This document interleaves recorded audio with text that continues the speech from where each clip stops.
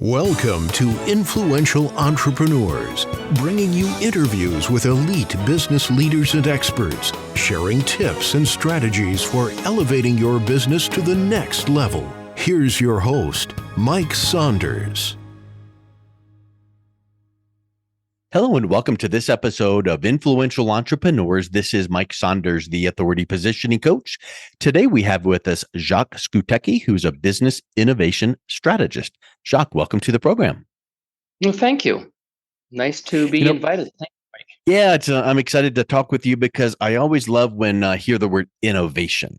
That's a powerful word because it means you see one system and strategy and you're enhancing and improving. So I'm excited to see what you do with business innovation. But before we dive into that, give us a little bit of your story and your background and what's your entrepreneurial journey been like to this point in your career. Listen, my parents were from Europe. I was brought up in Montreal, Quebec, Canada as a Canadian, and now I landed as a U.S. citizen and just living a great life. But my parents were blue collar, and my parents always wanted me to get an education because they say, "Hey, we do not want you to have a job where you're going to dirty your hands."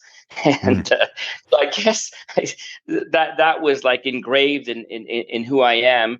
And I just started in my teens working as a busboy and as a waiter and as a barman. And it was pretty much always in the hotel business, obviously. But I just fell in love with people. I fell in love with the public.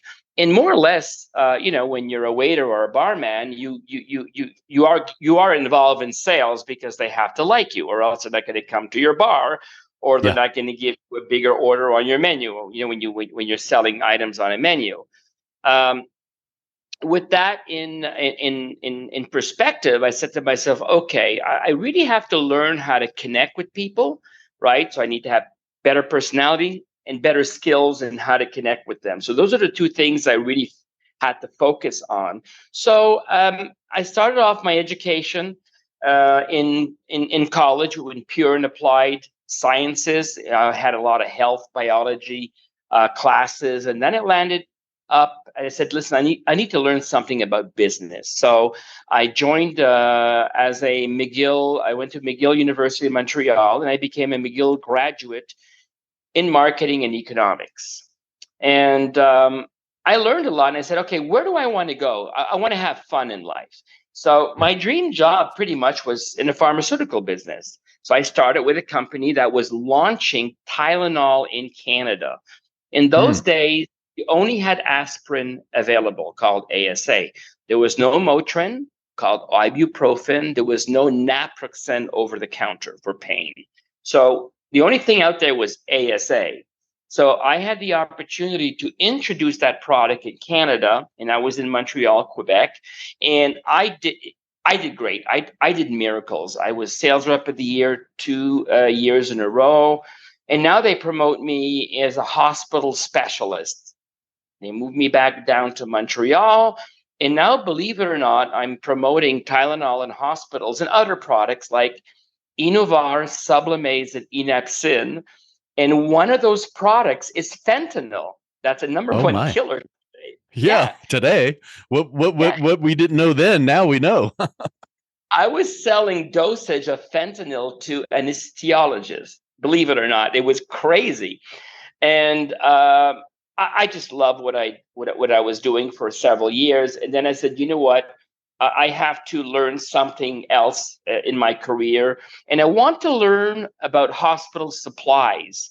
How does bidding works? How do you bid for products in a group purchasing, right? And how do you get products evaluated? How do you specify the standards of the evaluation?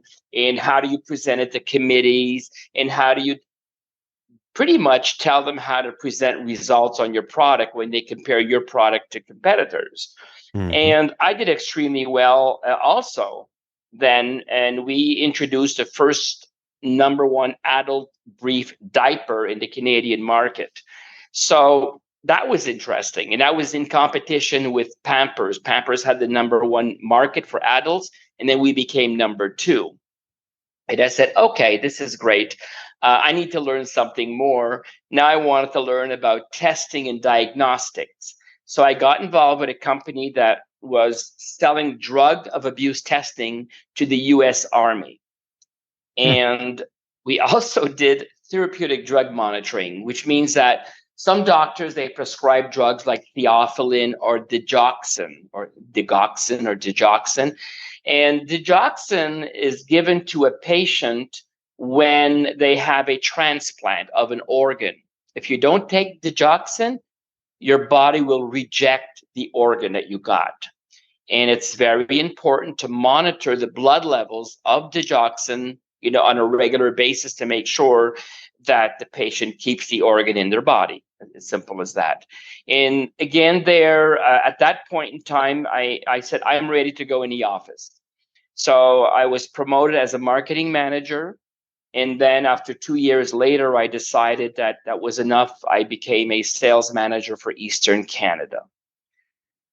Now I wake up and I say, too much politics. I Yep. want to unplug. I want to unplug the politics, and I decided to do a 6-month backpacking sabbatical in Asia. Now, backpacking, you people think that after 3 weeks or a month you unplug. No, it takes 3 to 4 months to Wow. unplug of whatever you're doing. So here I am after 3 or 4 months. I'm noticing, okay, I've unplugged now of my past, of what I learned. What do I want to do right now? And I took 3 decisions. Number one, no more winters. Number two, I need to learn more about networking. And number three, I want to become an entrepreneur. Right? Mm. It's more like number one, no more winters. Number two, I want to become an entrepreneur. And to Yep. help me become an entrepreneur, I need to learn about networking. So I get my ass back into North America in Montreal. And the first thing I do is I do a search. And I notice that BNI, Business Network International, is a networking group, membership, weekly meetings.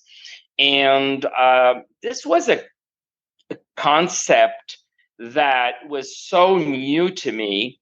And I was member of a chapter in downtown Montreal, and the director there was called Fred, and he was English. And I did extremely well because while I was doing my membership with BNI every week, he gave me an opportunity to say, listen, you speak English, you speak French, I don't speak French. We want to create new chapters in the north part of Montreal called Laval, and then the south part of Montreal called South Shore. So here I am with Ivan Meissner's concepts of networking, creating chapters, meeting Mm. people, inviting them to the opportunity to become officers. We needed a president, a vice president, a treasurer. So I had grasped all those concepts, and I built several chapters on North Shore and South Shore. But in the same time, understanding my need to be an entrepreneur, I got involved in network marketing. And one of the companies that I joined, they had an ionizer. They had a box that cleans your air in your home, in your office, in your restaurant, in your bowling alley. And I built a team that were promoting the MLM side, but I developed the business side of that product. So we went to homes, we gave them a 1 week trial, and out of 5 trials, we got usually 4 sales. But I also got involved in doing trade shows like a home show. And we would do a 10-day home show, and we would sell a couple of hundred of those units that were being sold for $900 in those days. That's a So lot of money. yeah, that was really good money. And I loved it. I loved it. And then one day, there's a lawsuit from the competition saying that the box generated two things, ionization and ozone. And those are things that are happening every day when you have a rainstorm outside. The Mhm. ionization takes all the stuff that's floating in the air, brings it to the floor or brings it to the ground, and the ozone kills the odors. And that little box was doing both. It had very low levels of ozone and was using the technology called ionization. In competition, they were freaking out because they knew that this product was very powerful. Politics came involved. They got new laws in Canada that banned the use of ozone, believe it or not. So again, my business did not do very well because of that. But meanwhile, because I was part of BNI for all those years, 60% of my sales was coming from the other members, from my networking. So networking works. It really, really, really works. And then unfortunately, this lawsuit against the company was called Alpine EcoQuest, and they're still in business today. They're doing very well in the US. And I still have 2 machines in my home. I have a home in Vegas and in Chicago, and both homes have got this ionizer. I swear by it. It's just an incredible box. And I said to myself then, oh my God, what happens? Meanwhile, I started with Landmark Education. And Landmark Education is all about empowering people to become more creative, to build better relationships, to understand how leadership works, and to give you more self-confidence. And there was a program called SELP, Self-Expression Leadership Program. And Landmark Education was a concept that was created by Werner Earnhardt. And it's all about anything is possible, and you can create a possibility. That seminar that lasted a couple of months changed completely my life, because I said, okay, well, what is my decision again? My decision is no more winters. I want to become an entrepreneur, and I got to learn networking. So here I am, an entrepreneur. I learn networking, but I'm still living in Montreal, Quebec, Canada, and I'm freezing my ass off every winter. I said, okay. I knew a friend of mine that was involved in coaching Quebec-based food manufacturers, jams, pâté de foie, mustards, oil, like olive oils and things like that. And one of the manufacturer was called Equibar, Equibar, and they were launching a raw health bar that was a raw hemp seed bar that was competing with Luna. And Luna is still available today. If you go in any Trader Joe, they really have a good market share. But in those days, only Luna had a product like that, and they didn't have a hemp seed product. But we had the raw hemp seed product that I introduced in the US. And again, I chose the fancy food shows in Los Angeles and in San Francisco, but not in New York. Why? Because in New York, they have winter, right? Yeah. So I stuck to the West Coast and did very well. We got introduced in many retailers. We work with Trader Joe's and other high-end retailers because our products were pretty expensive. Our little jars of jams and mustards were like anywhere between $8 and $10 and $12, but it was really good stuff. And I got a lot of subsidy by the Quebec government to introduce these products into the California market. And then my business was booming like crazy. And then 911 happened. And then I had to change completely what I was doing. And because of 911, I got involved in the world of trade and barter. I really got, involved in the world of trade and barter. And then I had a better understanding of the customer journey because of the world of trade and barter. And next thing you know, we gave birth to a concept called 12-step cash flow. That is what we're running right now, and that is changing and empowering those business owners out there. So, Jacques, through that whole introduction of your entrepreneurial journey, you might not even realize this, but you said the word learn close to 10 times. So what that Yeah. tells me is you are a lifelong learner. You never view yourself as having arrived. You are teaching, learning, always being open. And I know that is how now, when you're in your current venture, how you are serving your clients currently by teaching them because that is ingrained in you. So, talk a little bit about your current venture, how you're serving your clients, and what sets you apart from the competition so that your clients see you as the obvious choice. Well, y- uh, h- like that's a loaded question there, but I'm sure that I got the answer here. So, um, when we talk about learning, I think what I really like to do right now is empower. My my Yeah. my my mission is to empower business owners. I don't help anybody because no one likes to be helped. Yeah. Help is saying you're broken. I'm going to help you. Business owners are not broken. Business owners need to be empowered. There are some things that, that they don't know that they don't know. And when we start working with our leads and prospects, we look at their goals, we look at their challenges, what are their pain points, and what are the opportunities. And to do that, we have to start by what are their marketing tools, right? What are their marketing tools? And how does their marketing tools fit in the customer journey? And I'll explain a little bit more what the customer journey is.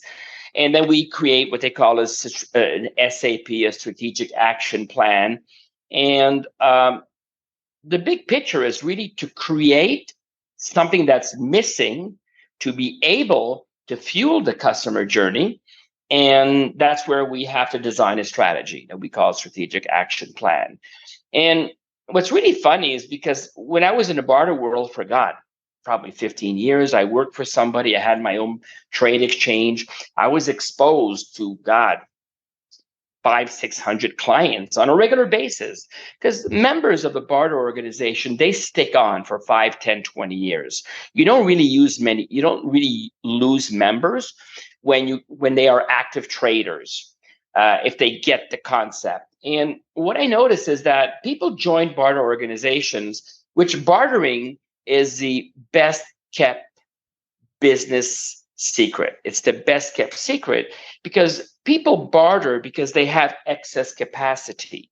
What does that mean? It means that they have stuff in the warehouse they can't sell. They have empty tables in a restaurant. They have empty chairs in the massage or the hairdressers, business, Yeah. and they empty time slots for lawyers and dentists and accountants in their agenda. And when you have an empty time slot and you have no business in that empty time slot, you lose that potential money forever. So using trade and barter with other business owners allows you to fill those slots that cost you not much money, right? Because if your service is $1,000, that time slot is just about probably cost you maybe $300 or $400 if Yeah. it's not occupied. So the world of barter, I always thought that the problem was excess capacity, and once I noticed that wasn't the problem. The problem is really not being able to sell. They don't understand the customer journey. They always think the Yeah. problem is that they don't have enough people, but they don't have enough people. Why? And that woke me up to say, wait a minute here. That's why I was able, when I got out of the barter world after COVID, I said to myself, that's what I want to do. And the customer journey is all about creating leads, right? You find them, you generate them, you drive them to some capture page. And how do you do that? You use a landing page, pipeline, sales funnels, and now you create engagement. But what Yes. we do, we don't sell, we educate. So Yeah. when you become a prospect or a lead with us, now we start teaching you why you can use this product or service. What are the reasons why and how you can use it? We're not selling people. And if you have a pain point that you're trying to find a solution, but if we sell you, you will not buy the solution. But Because if you feel we pushed. yeah, we're pushing then people. So when we educate you, we get you interested in looking at different options, and we tell you exactly what to do. And we know that you can't do it on your own. So now you have to buy the product or service, right? And that engagement builds trust, like, and understanding. That's what it does. Now, a lot of businesses, once they have a new client, they're saying, okay, well, now we got a new client, but they stop there. But no, the third section after leads and customer journey and getting that client on board is now to get more business out of that client. And there's different ways you can do that. You can do that by referrals, teach them how to give referrals and compensate them. You can do that through loyalty programs. So those are the best ways to generate new business or more business from your current clients. And how we do that is we automate that. We have our own digital marketing platform that we white label, and it does a bunch of stuff. It does emails and texting and videos and voice drops. Voice drops is something that not many people use, or not people know what it is. They don't know what it is. So can you imagine if you're my customer and on your birthday, you get a voice drop on your cell phone? Hey there, Mike, happy birthday. Hey, Mike, Merry Christmas, or Happy Thanksgiving. Can you imagine the power of creating and building a strong relationship through using voice drop? And we do that on our automated platform. Yeah. And because we do that, we're also noticing that when people are on the customer journey, our open rates are really good, really, really good. They can range anywhere from 20 to 50%, depending on the product and service. So what we do is very different. My competition is not selling the customer journey. They're selling sales funnels. But sales funnels don't work if you don't know what to put in them and if you don't Yes. know to have the right strategies. So every customer we have, every sales funnel is custom made, because the customer journey for a furniture store, which is a short-term sale, is very different from from an accountant or from a restaurant. A restaurant, you want people to come every week or every month. An accountant, once you get them on board, they have annual sales. So our sales funnels are really customized. And we noticed two things that another opportunity is Google My Business. A lot of business owners, retail stores, they do not know that it's free. They don't know the power of Google My Business or Google Business Profile. And what we do is we clean up those profiles, making sure that you pop up number one instead of your competition. And we also have affiliate programs. We work a lot with coaches and speakers, and they don't know that having their own affiliate link, they can be cross promoted by people that know them very well.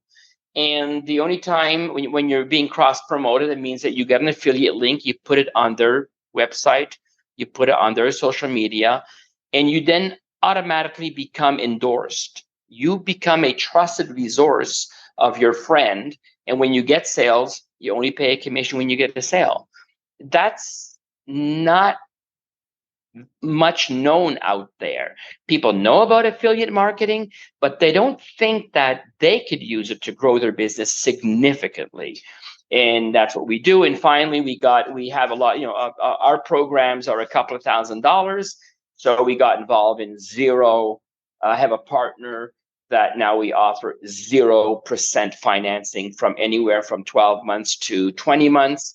And we can get financing anywhere from $5,000 to $250,000 without any collateral. Very, very powerful. I don't want to get in financing, but I met one of my partners, and they've been doing this for over 10 years. And I said, you know what? I need to offer that to my potential customers, so they have less headaches when they want to work with us, and also they have extra cash flow to grow their business buying other stuff out there. That's amazing. Through your entrepreneurial journey and even your current business and how you serve your clients, I'm sure it's not been a direct line of success each and every day. You've had some breakdowns or business or personal failures. Talk a little bit about some of those and how you overcame them and how faith and confidence in yourself and your abilities played a role in overcoming those. Thank you.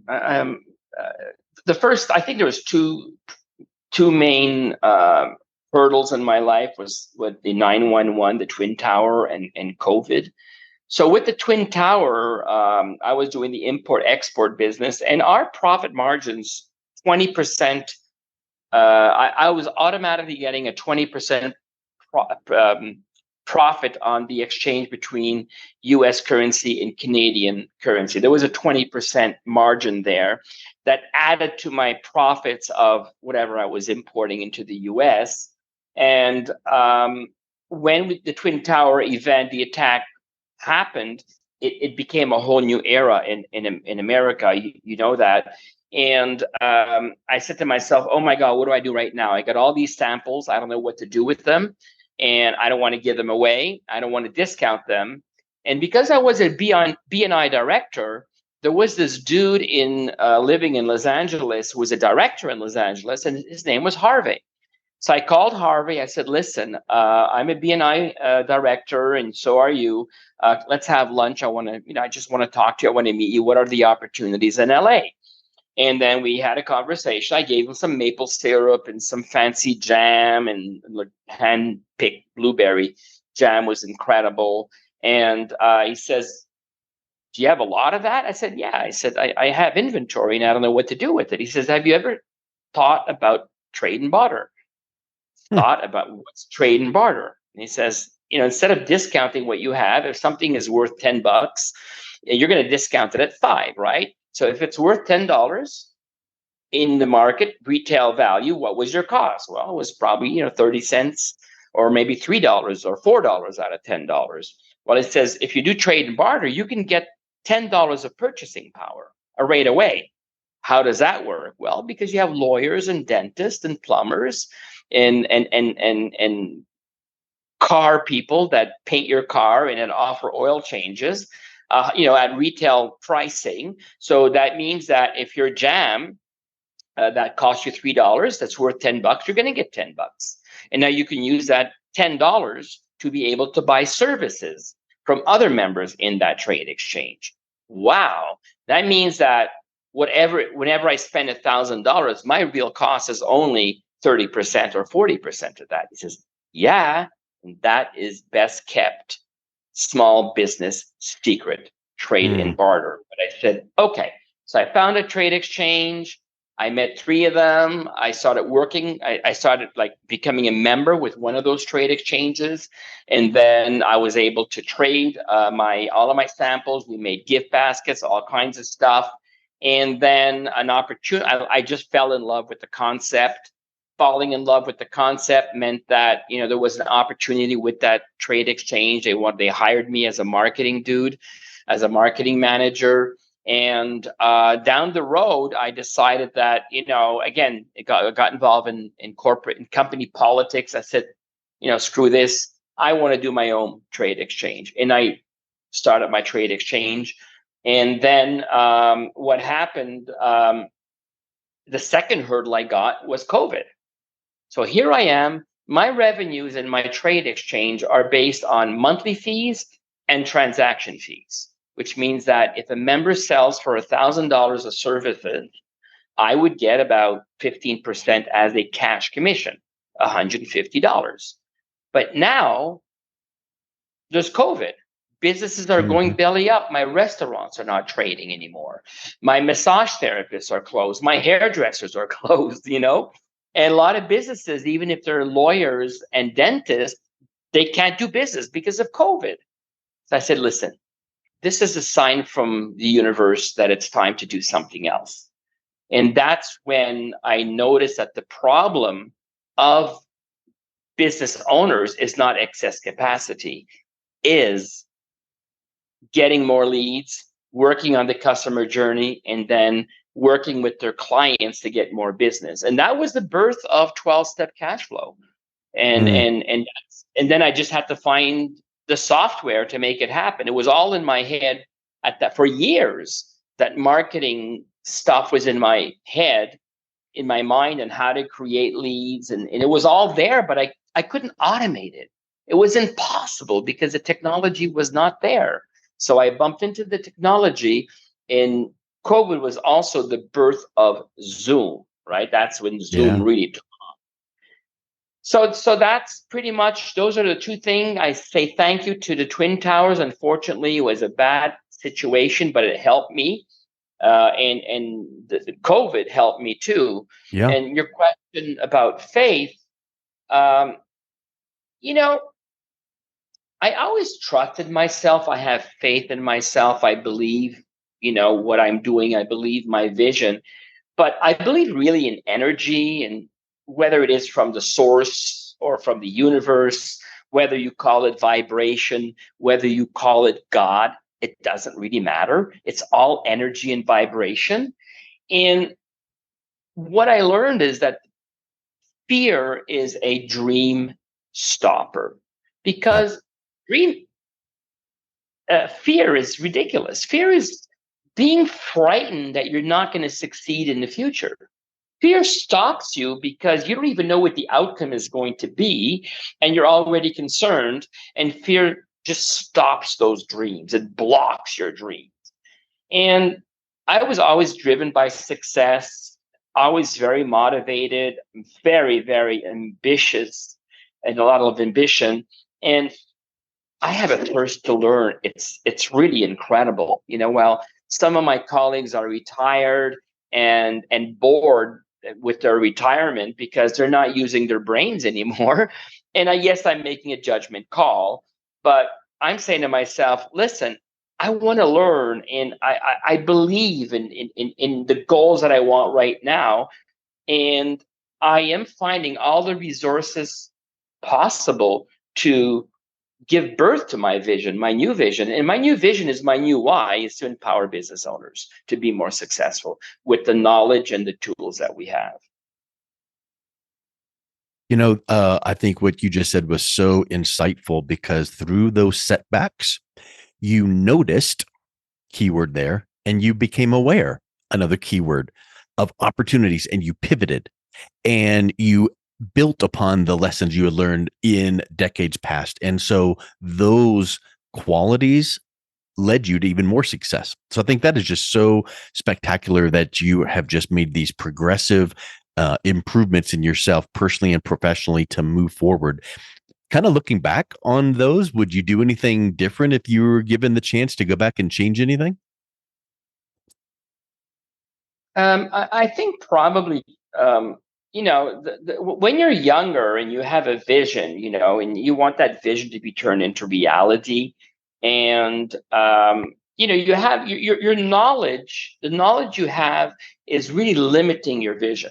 Your vision is limited by what you know, because there's so much stuff that you don't know.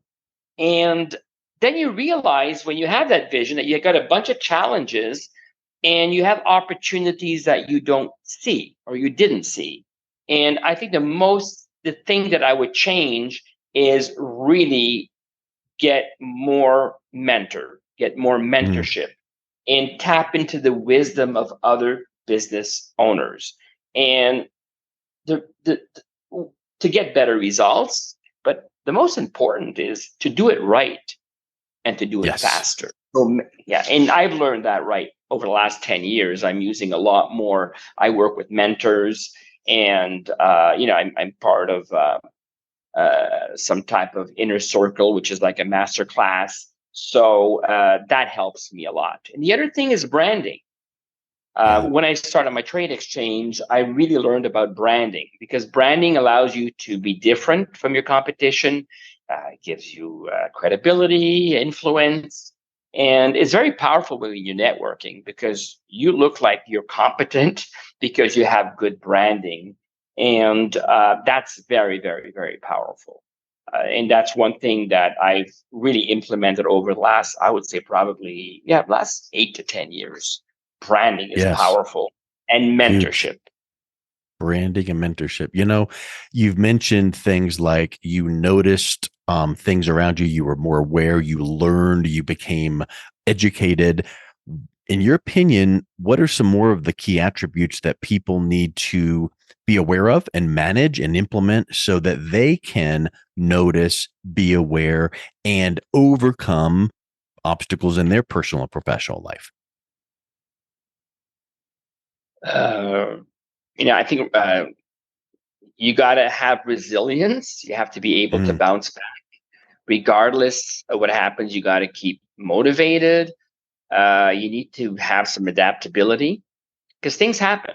Life throws you curveballs, and you have to be able to pivot quickly. And that's the difference between success and failure. You decide what happens to you when you get a curveball, whether it's 911 or COVID. You decide to be a victim, or you decide to use this as an opportunity. And problem solving skills, of course. You got to be able to look at a situation objectively. You need to have some emotional intelligence.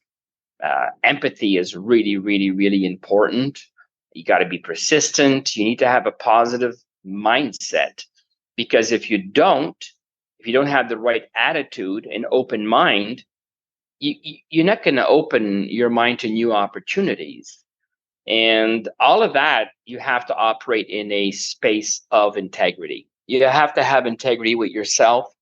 And when you have integrity with yourself, it means you got to respect what you say. And when you do that, you attract people that are like you, because the phonies, they don't want to deal with you if you have a high level of integrity. And yep. and I guess maybe that's why my customers for the last 15, 20 years, I never had past dues. The Mm, people, the business owners that do business with me, whatever the umbrella was, they always paid me. I never had issues of past dues, believe it or not. Only with COVID, I was getting past dues. So I said, that's it. That's a sign of the universe. I have to move on. Okay. And I'm glad I did, because a whole new realm of opportunity and possibility got born because of COVID. Thank the universe for being a victim of COVID and converting that into an opportunity. yeah. It's just amazing that you have that positive outlook. Napoleon Hill called it the PMA, positive mental attitude. And that's what we need, to have that positive energy to respond to things, not react to things. So you've just painted such a great picture that way. What do you think about, if you look now currently, of all the things you've learned from in your past, what's your purpose and what is your why? Now, my why got born right during COVID. That's, because with the trade and barter world, thinking it was excess inventory, it was more about the customer journey. But, my background in a pharmaceutical and diagnostic and hospital supplies, we really learned how to sell, the DMS techniques. There's so many techniques that we learn on how to sell. But the way I look at it right now is that the big picture is, you meet strangers, they become friends, and they become family, right? Whether it's your personal life or whether it's your business life. And what's really important for me right now is to keep the balance. But I have identified the balance between, friends and business and family and time off and exercise and food, all that stuff. Keep the balance. But I really have identified the reason why I do what I do, because that gives me a meaning of fulfillment. And my core values, purpose, and beliefs is really what fuels me right now. It keeps me excited and energized. And my passion and my why is really to empower other business owners to grow their business. We got the tools, we got the automation, we got that by using digital automatic marketing tools. And we call it 12-step cash flow. It works and we see results. And that's my why right now. And that's what motivates me every day to wake up before the alarm goes off. Every day. I just am so excited and so energized with what I'm able to bring to the world. And that's my why. That's what excites me. And Well, of course, Jacques, it great really comes through that you are passionate, enthusiastic, and your why shines through. So I just love our conversation. If someone is interested in learning more about all of these things you've taught us, what's the best way they can learn more and connect with you? There's my personal website. It's Jacques, JACQUES 360.com. So it's JACQUES 360.com.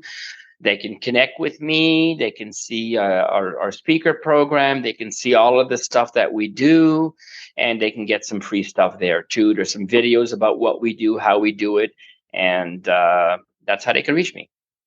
Excellent. Well, thank you so much for coming on today. It's been a real pleasure talking with you. Well, thank you for the invitation, Mike. I so appreciate your time and your interest to find out more about me. Thank you so much. You've been listening to Influential Entrepreneurs with Mike Saunders. To learn more about the resources mentioned on today's show or listen to past episodes, visit www.influentialentrepreneursradio.com.